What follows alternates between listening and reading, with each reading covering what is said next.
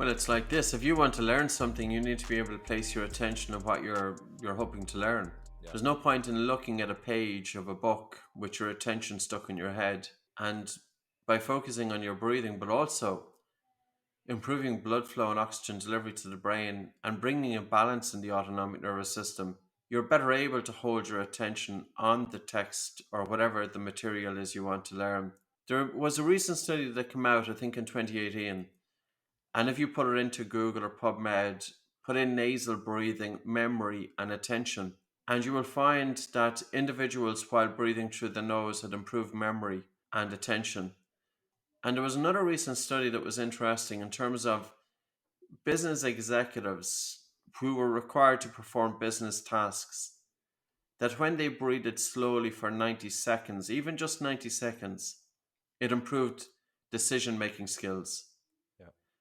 So, why is it that special weapons and tactics and Navy SEALs, if they are going into an operation, they do box breathing to bring a balance in the autonomic nervous system?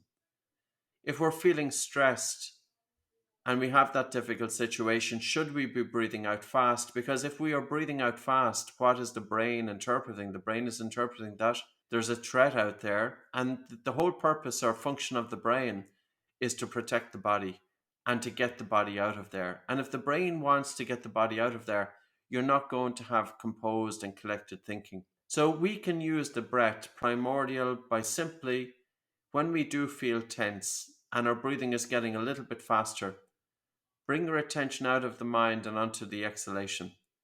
And instead of breathing a fast exhalation, have a very soft and a slow and prolonged exhalation. And even if you just do this for 90 seconds, you will help to change states.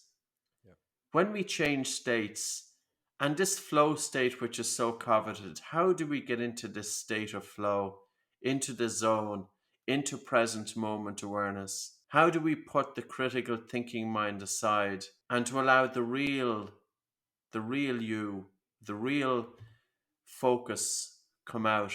In terms of that, it's not just about doing mindfulness, because I often feel that when somebody has a genetic predisposition towards anxiety, or if they've had trauma, if they've had panic disorder, we need to change their physiology. And if you can improve their sleep quality and change their physiology, and then bring in breath aware, body aware, mind aware, this way we can achieve self actualization.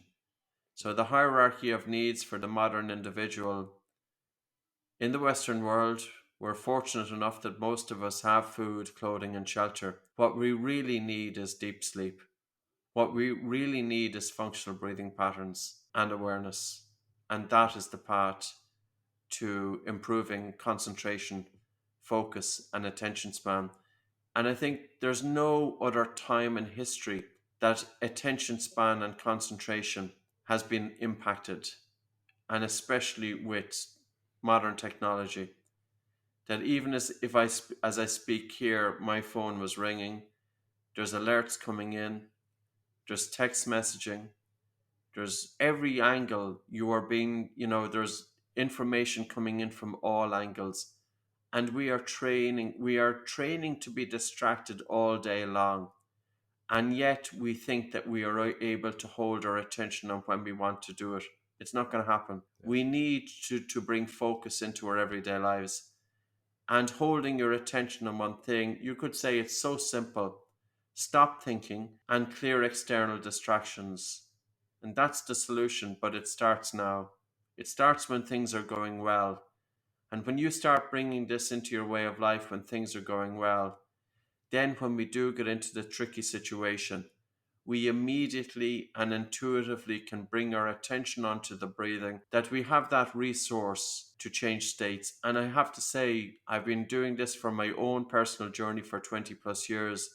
It has been amazing. And I would say it has helped me more than a university degree that I had to work so hard to achieve for, because of poor concentration.